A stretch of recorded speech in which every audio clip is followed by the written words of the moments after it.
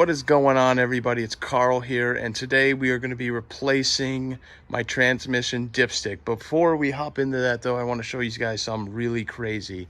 So currently right now, as you look up in the sky, this is actually not clouds. This is Canadian wildfire smoke that has come south, and it is just very hazy out, and it is a sight to see.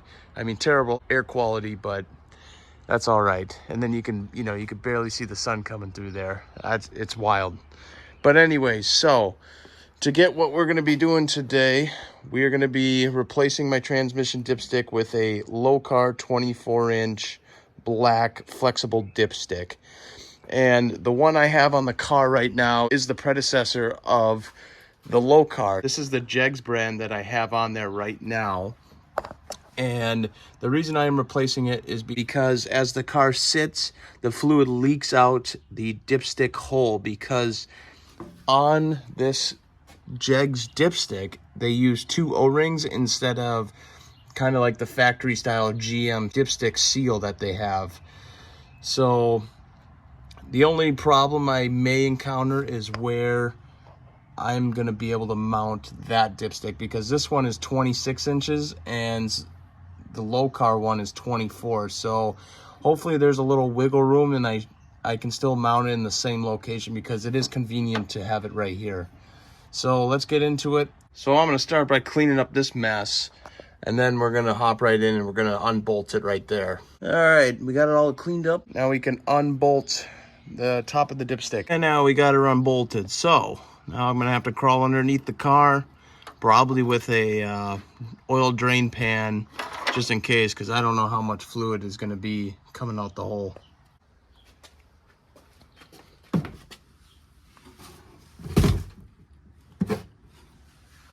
And I mean, you could just see it's leaking from there, so we know that's the problem. So maybe I can tuck this oxygen sensor out of the way here. Maybe this will just pull up and out.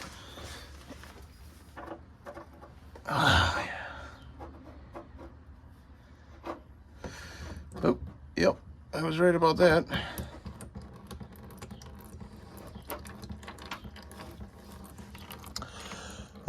Good. That was a good call on the oil drain pan.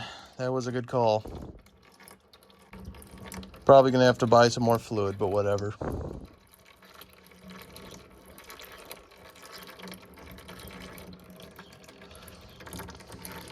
Oh, that's totally not unscrewed at all.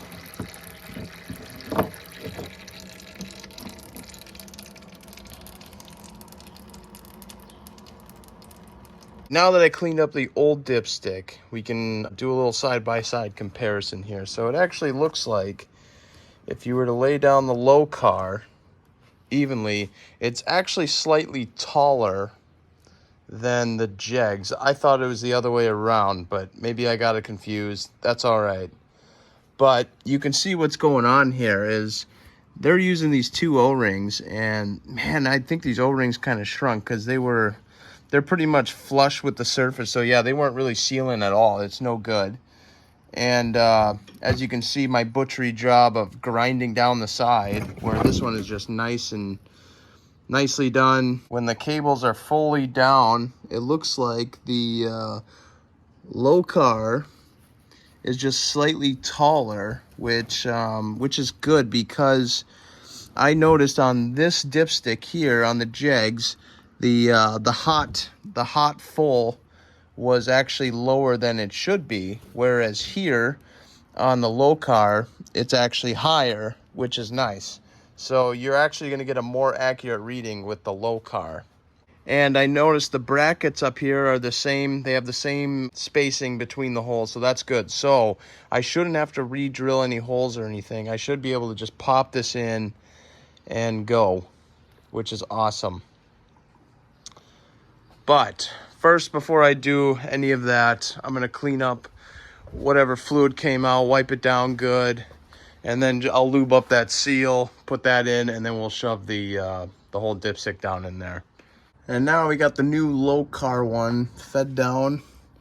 We're going to try and see if we can. It may be easier if I just take the dipstick out. So I may actually take the dipstick out first and then retry this. now that we got the dipstick out and we got the machine face facing towards the transmission, I'm gonna assume it should go right in. I got it in, but what I had to do was I had to take the seal off, put the seal in first, and then feed the dipstick tube in, because it was a lot easier that way, because I think when you feed in the dipstick tube, it pushes the seal out more, which so it seals better. So I think that's what was going on there. So I'm gonna get it all cleaned up, and we're gonna then bolt on the top piece and see how everything fits. So after a little thinking and consideration, unfortunately this is not going to fit where the old holes were. So what I'm going to do is just mount it up higher, and I'm probably going to do it kind of right here, so it'll be up higher and just a little bit over, and I think that's going to look better than where I had the original Jegs one. So I'm going to try to carefully mark these holes and try to drill it the best I can, because there's not a lot of space to get a drill down in here. So, yep, let's do that and just get her mounted. I got the new Lokar dipstick mounted, and it fits very nicely. It's a decent length away from the headers, and it curves around the firewall very nicely into the tranny tunnel. So today is a success.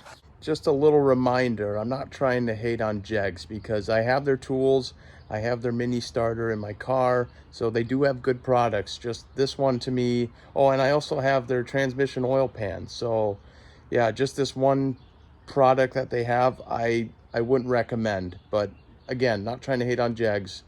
But I'm gonna end the video here. Please like and subscribe, and I'll see you guys in the next one.